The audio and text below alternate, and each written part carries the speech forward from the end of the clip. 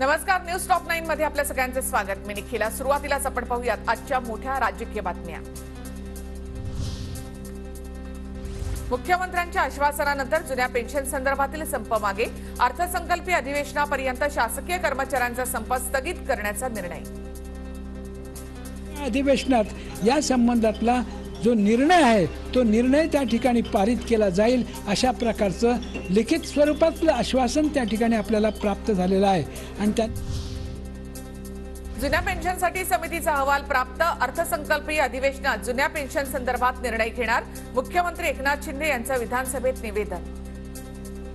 होणाऱ्या कर्मचाऱ्यांची आर्थिक व सामाजिक सुरक्षा जुन्या पेन्शन योजनेप्रमाणे योग्य प्रकारे राखली जाईल या मूळ तत्वावर शासन ठाम आहे। सदर अहवालावर अंतिम निर्णय येत्या अर्थसंकल्पीय अधिवेशनात घेण्यात येईल।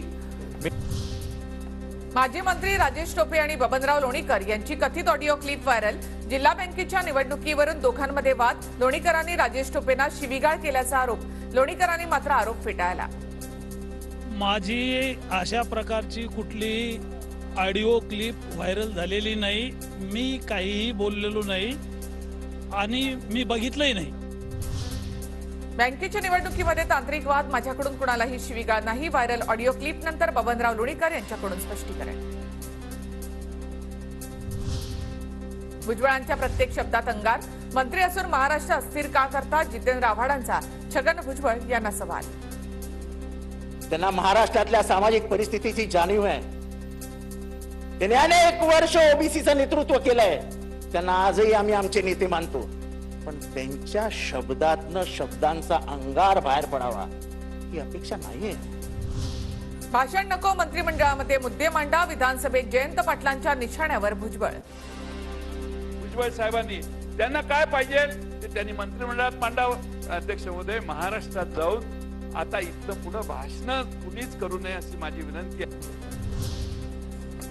छगन भुजबळ यांचं ऐकून मराठा समाजाचं नुकसान करू नका, जरांगेंची सरकारला विनंती। गुन्हे मागे घेण्याबाबत सरकारने आमची फसवणूक केली, मनोज जरांगे पाटील यांचा आरोप। तुम्ही त्याचं ऐकून कुऱ्हाडीची भाषा त्यो करतो, आमचे लोक अटक करा त्यो म्हणतो आणि सरकार ऐकतो आणि त्याप्रमाणे आमच्यावर कारवाई करतो।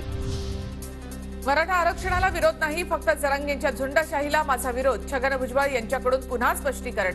ते डिक्टेट करतायत। जरांगे सरकारपेक्षा सुपर सरकार आहेत का? भुजबळांचा सवाल।